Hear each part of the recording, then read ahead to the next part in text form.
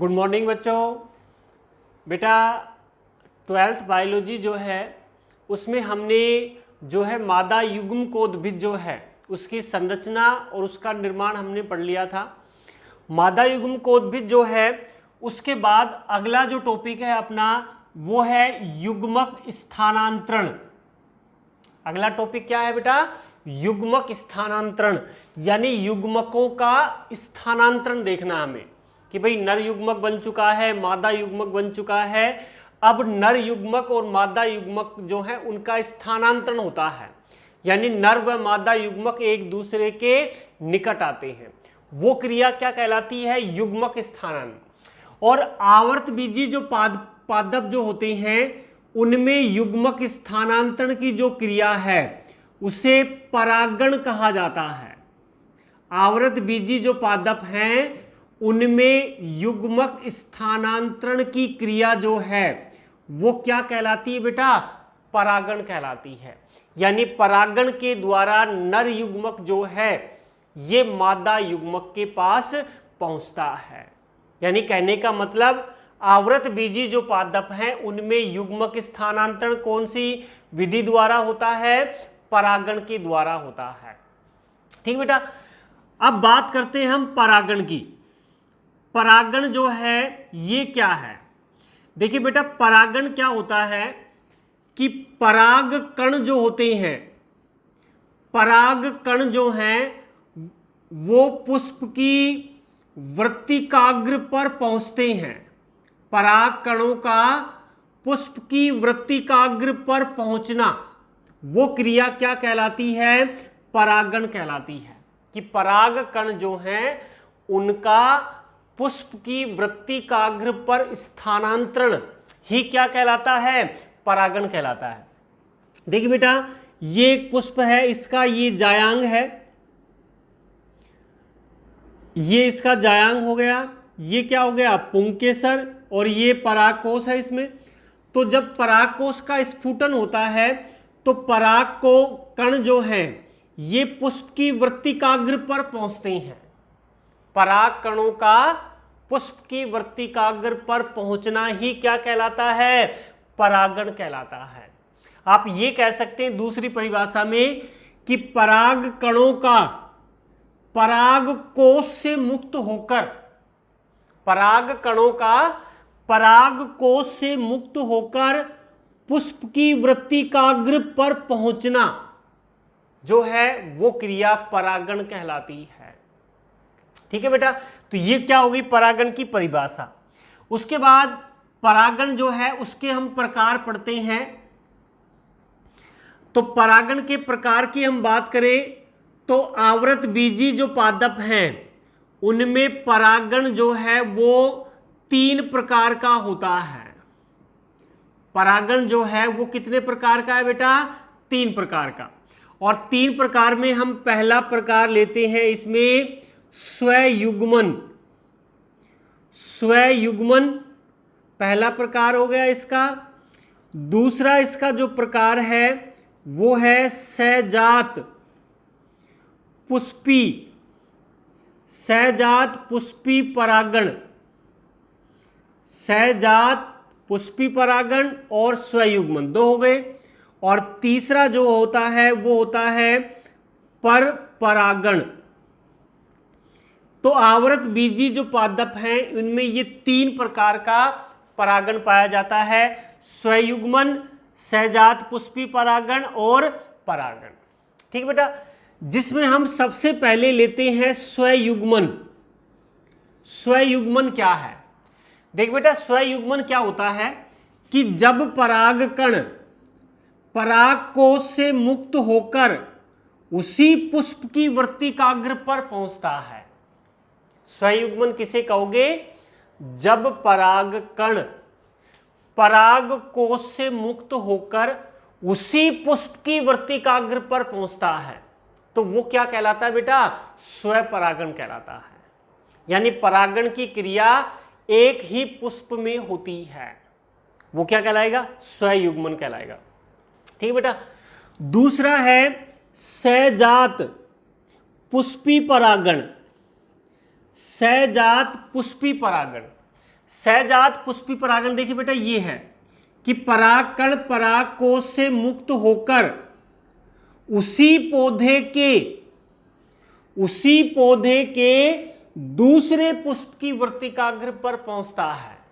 परागकण जो है वो परागकोश से मुक्त हुआ और मुक्त होने के पश्चात कहां पहुंचा, उसी पौधे के दूसरे पुष्प की वर्तिकाग्र पर पहुंचता है, तो वो क्रिया कहलाती है सहजात पुष्पी परागण कहलाती है।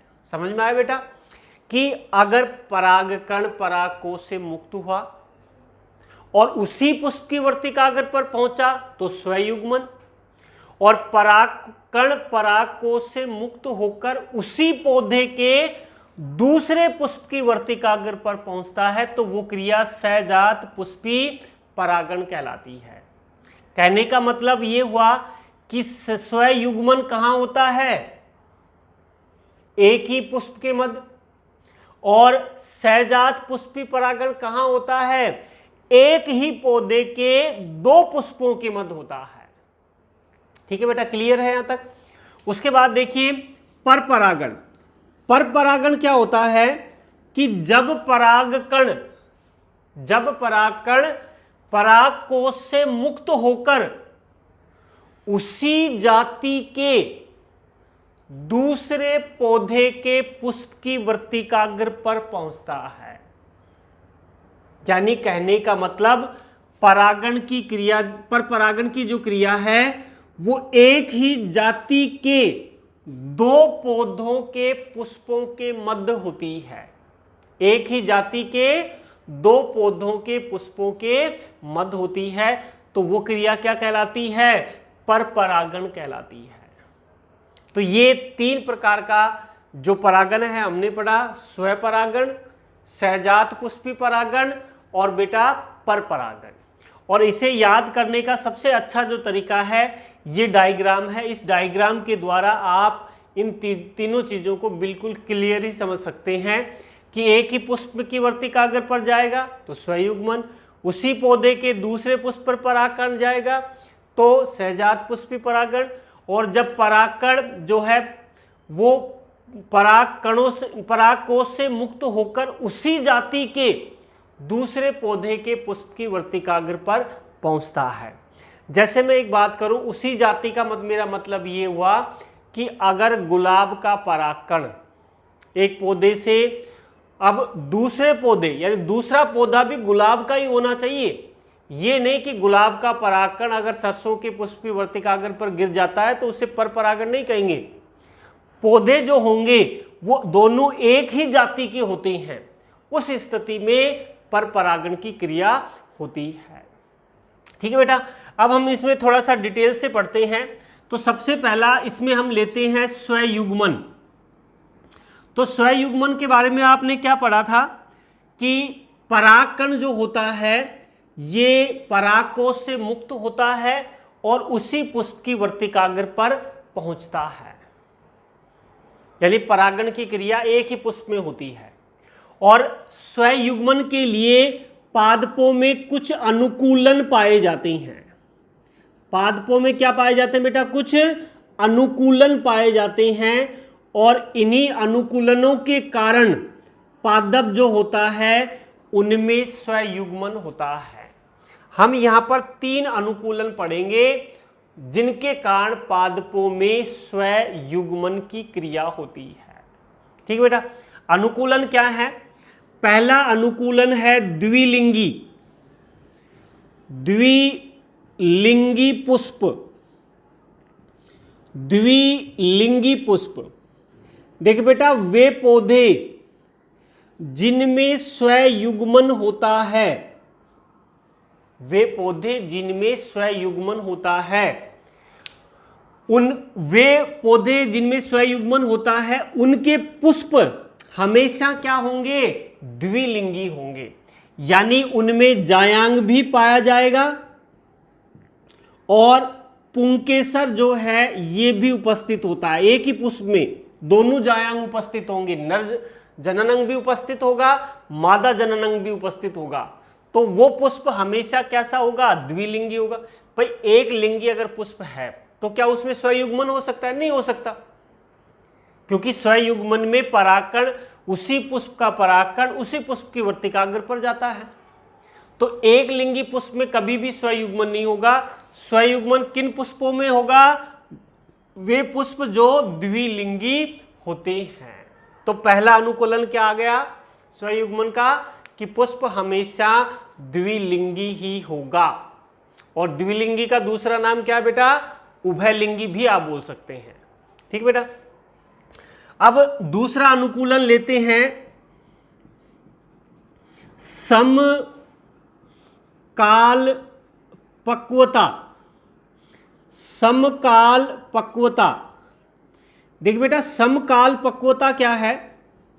समकाल का मतलब सम मतलब समान होता है, काल का मतलब समय, यानी समान समय में पुष्प का जायांग और उसका पुंकेसर जो है वो एक साथ ही परिपक्व होता है। एक साथ ही क्या होंगे? परिपक्व। जायांग भी उसी समय परिपक्व होगा और पुंकेसर भी उसी समय परिपक्व होता है। दोनों एक साथ परिपक्व होंगे तभी उनमें स्वयुग्मन की क्रिया होती है। तो वे पौधे जिनमें स्वयुग्मन पाया जाता है उनके पुष्प में नर जननांग यानी पुमंग और मादा जननांग यानी जायांग जो हैं वो एक समय में ही परिपक्व होते हैं। ठीक है बेटा। तो इनमें समकाल पक्वता पाई जाती है। तीसरा और महत्वपूर्ण भी है ये, वो है अनून्मिलता। अनून्मिलता,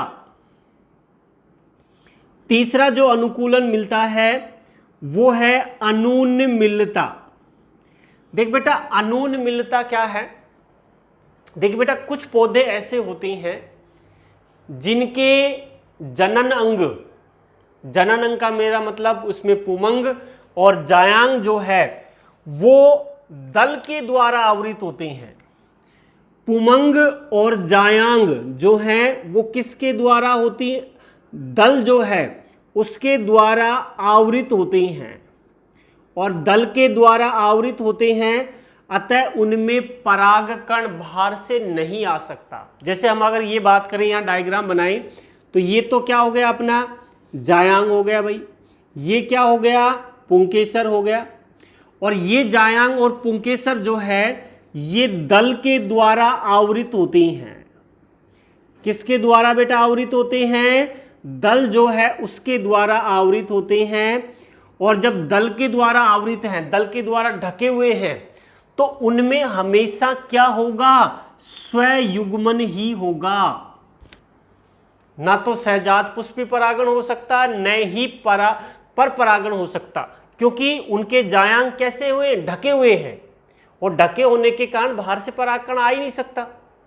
तो उसके कारण उनमें हमेशा क्या होगा? स्वयुग्मन होगा। ऐसे पुष्प जो हैं इन्हें अनून्मिल पुष्प कहा जाता है। ऐसे पुष्प क्या कहलाते हैं बेटा? अनून्मिल पुष्प कहलाते हैं। और पादपों का ये जो गुण होता है वो क्या कहलाता है? अनून्मिलता कहलाता है। क्या कहलाता है बेटा? अनून्मिलता कहलाता है। ठीक है। और कौन से पादप हैं? जैसे मटर है, मटर में ये होता है। उसके बाद जंकस, जंकस जो है उसमें ये होता है। ड्रोसेरा, ड्रोसेरा में ये होता है। उसके अलावा इसमें ओकजेलिस, ओकजेलिस जो है उसमें ये होता है। तो ओकजेलिस, ड्रोसेरा, जंकस और मटर, इन पादपों में अनून्मिलता पाई जाती है। इन पादपों में क्या मिलती है बेटा? अनून्मिलता। क्योंकि क्या है अनून्मिलता? कि वे पौधे जिनके पुष्प जो हैं उनके जननांग दल द्वारा आवृत होते हैं और इसी कारण उनमें हमेशा स्वपरागण ही होगा। और ये किन में मिलेगा? मटर में, जंकस में, ड्रोसेरा और ओकजेलिस पादप में ये पाए जाते हैं। ठीक बेटा, तो ये 3 अनुकूलन है स्वयुग्मन के। क्या होंगे बेटा? पुष्प द्विलिंगी होगा हमेशा, समकाल पक्वता उसमें पाई जाएगी, और कुछ पौधे हैं जिसमें अनुन्मिलता पाई जाती है, और इन्हीं अनुकूलनों के कारण ही इन पादपों में हमेशा स्वयुग्मन ही होता है। ठीक है बेटा, तो ये अपना स्वयुग्मन जो है ये पूरा हो गया। अब स्वयुग्मन जो है उसके बाद हम अगला लेते हैं प्रकार, वो है सहजात पुष्पी परागण। अगला जो है अपना वो है सहजात पुष्पी परागण। नंबर 2 पर सहजात पुष्पी परागण। सहजात पुष्पी परागण। सहजात पुष्पी परागण क्या है बेटा? देखिए, आपने पढ़ा है कि जब परागकण परागकोश से मुक्त होकर उसी पौधे के दूसरे पुष्प की वर्तिकाग्र पर पहुंचता है तो वो क्रिया क्या कहलाती है बेटा? सहजात पुष्पी परागण। तो हमने 2 प्रकार के परागण पढ़ लिए, एक तो स्वयुग्मन और एक सहजात पुष्पी परागण। अब देखिए बेटा, स्वयुग्मन है और सहजात पुष्पी परागण जो है इनको सम्मिलित रूप से स्व परागण भी कहा जाता है। इन दोनों को सम्मिलित रूप से हम क्या कह सकते हैं? स्वपरागण कह सकते हैं। सहजात पुष्पी परागण को और स्वयुग्मन को सम्मिलित रूप से क्या कहते हैं बेटा? स्वपरागण कहते हैं। अगर आपसे कोई कहा जाए कि भाई बताइए स्वपरागण की परिभाषा क्या है, तो स्वपरागण की परिभाषा में आपको स्वयुग्मन की परिभाषा और सहजात पुष्पी परागण की परिभाषा को दोनों को जोड़ना पड़ेगा। भाई इन दोनों को सम्मिलित रूप से क्या कहते हैं? स्वपरागण। और तो स्वपरागण की परिभाषा हमें चाहिए तो इन दोनों की परिभाषा होनी चाहिए उसमें। तो परिभाषा क्या होगी? जब परागकण परागकोश से मुक्त होकर उसी पुष्प की वर्तिकाग्र पर पहुंचे या उसी पौधे के दूसरे पुष्प की वर्तिकाग्र पर पहुंचता है तो वो क्रिया जो है वो स्वपरागण कहलाती है। दोनों को जोड़ा दिया हमने कि परागकण जब उसी पुष्प की वर्तिकाग्र पर पहुंचे या जब परागकण उसी पौधे के दूसरे पुष्प की वर्तिकाग्र पर पहुंचे तो वो क्रिया क्या कहलाएगी बेटा? स्वपरागण कहलाती है।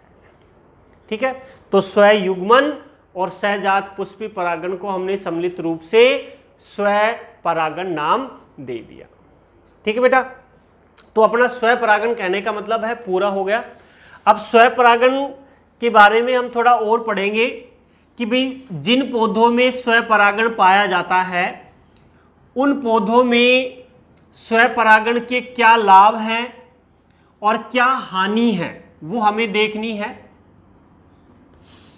कि स्वपरागण से क्या लाभ होते हैं और स्वपरागण से क्या हानि होती हैं, ये पढ़ना है हमें। तो एक तरफ तो बेटा हम स्वपरागण के लाभ पढ़ते हैं। स्वपरागण के लाभ, स्वपरागण जो है उसके क्या लाभ हैं। दूसरी तरफ हम पढ़ेंगे स्वपरागण की हानियां। स्वपरागण की हानियां, स्वपरागण के लाभ भी हम पढ़ेंगे और स्वपरागण जो है उनकी हानि भी हम पढ़ेंगे।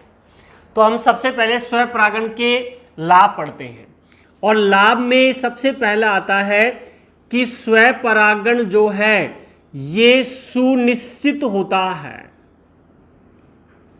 स्वपरागण जो है ये क्या होता है? सुनिश्चित होता है।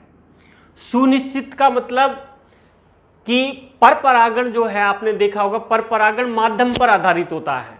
भाई एक पौधे से परागकण दूसरे पौधे पर जब जाएगा तो उसे बाह्य माध्यम की आवश्यकता होती है, चाहे जल के द्वारा जाता है, वायु के द्वारा जाता है, कीटों के द्वारा जाता है, पक्षी के द्वारा जाता है या किसी जंतु के द्वारा जाता है, तो उसमें माध्यम की आवश्यकता है स्वपरागण में, नहीं पर परागण में।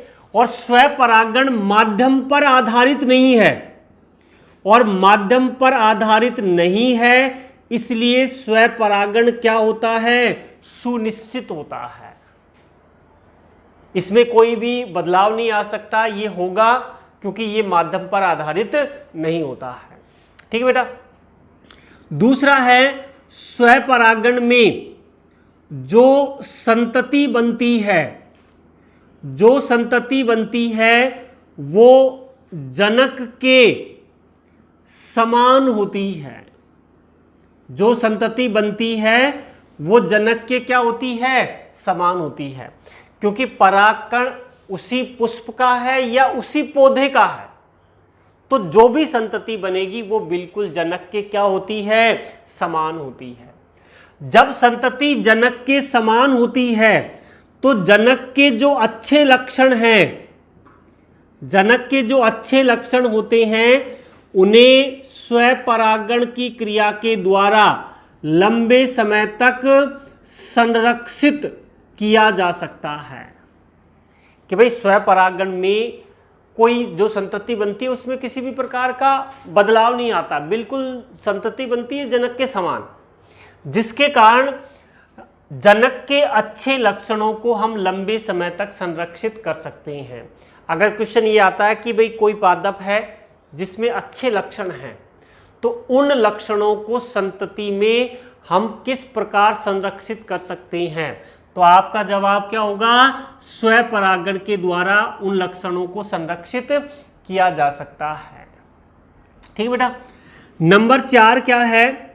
स्वपरागण जो है उन पुष्पों, वे पुष्प जिनमें स्वपरागण पाया जाता है उन्हें आकर्षक होने की आवश्यकता नहीं होती है। उन्हें आकर्षक होने की आवश्यकता नहीं होती है। भाई पुष्प आकर्षक क्यों होगा? भाई कीटों को आकर्षित करने के लिए पुष्प आकर्षक होता है, लेकिन स्वपरागण के लिए बाह्य माध्यमों की आवश्यकता ही नहीं है, तो पुष्प को आकर्षक बनने की आवश्यकता नहीं होती है, क्योंकि स्वपरागण माध्यम पर आधारित नहीं होता है। ठीक है बेटा। नंबर 5 क्या है? पादप जो होता है उसको अधिक परागकण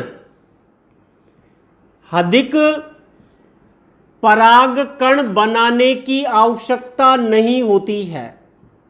पादप को अधिक परागकण बनाने की आवश्यकता नहीं होती है, क्योंकि पर परागण जो माध्यम पर आधारित है उसमें परागकणों की बर्बादी होती है, क्योंकि माध्यम की कोई निश्चित दिशा नहीं होती है।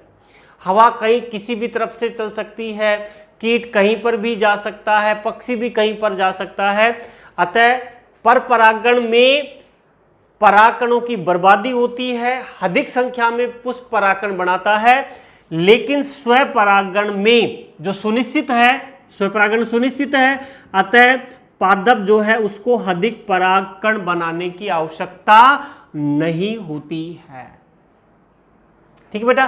तो ये 5 लाभ है स्वपरागण के। क्या क्या?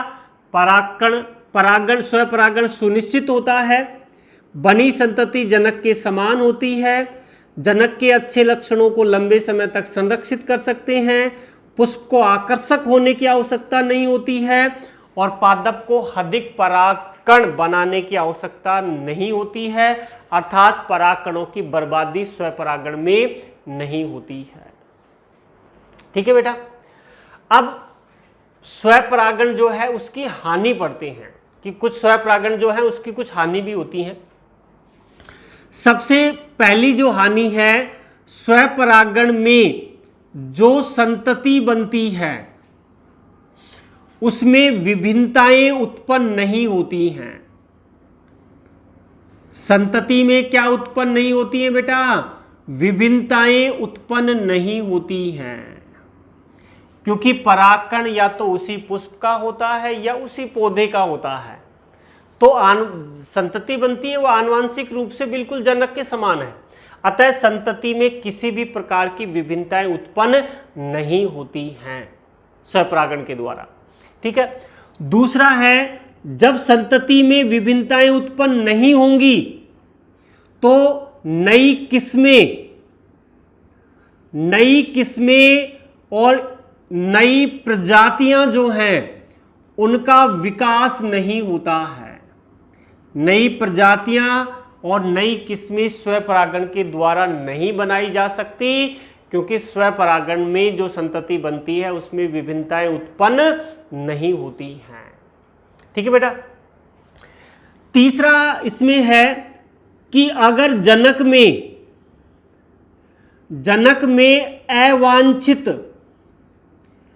अवांछित लक्षण हैं तो स्वपरागण के द्वारा उन अवांछित लक्षणों को दूर नहीं किया जा सकता है। जो अवांछित लक्षण है, बुरे लक्षण है अगर पादप में, तो स्वपरागण के द्वारा हम उन अवांछित लक्षणों को नहीं हटा सकते। क्यों नहीं हटा सकते? क्योंकि बनी संतति जनक के क्या होगी? समान होती है। ठीक है बेटा। तो 3 हो गए, संतति में विभिन्नताएं उत्पन्न नहीं होती हैं, किस्में या नई प्रजाति जो है उनका विकास नहीं होता है, और जनक के अवांछित लक्षणों को दूर नहीं कर सकते हैं हम। ठीक है बेटा। नंबर 4 क्या है कि स्वपरागण में जो संतति बनती है उसकी रोग प्रतिरोधक जो क्षमता है वो और उसका जीवन काल जो है ये कम होता है। भाई जो संतति बनती है वो जनक के समान है, तो जैसी जो संतति जनक होता है वैसी संतति बनती है, और पीढ़ी दर पीढ़ी उनकी रोग प्रतिरोधक क्षमता भी कम होती जाती है और उनका जीवन काल भी कम होता जाता है। ठीक है भाई। रोग प्रतिरोधक क्षमता जो है वो विभिन्नताओं से उत्पन्न होती है, तो विभिन्नताएं होती नहीं है, नई प्रजातियां नहीं बन रही हैं, तो रोग प्रतिरोधक क्षमता कम होगी। कम होने का मतलब उनमें रोग उत्पन्न होंगे तो उनका जीवन काल क्या हो जाएगा? कम हो जाएगा। ठीक है बेटा। नंबर 5 है कि जब संतति की रोग प्रतिरोधक क्षमता कम है, उसका जीवन काल कम है, तो जो संतति है उसकी उत्पादन क्षमता जो है ये भी क्या हो जाती है?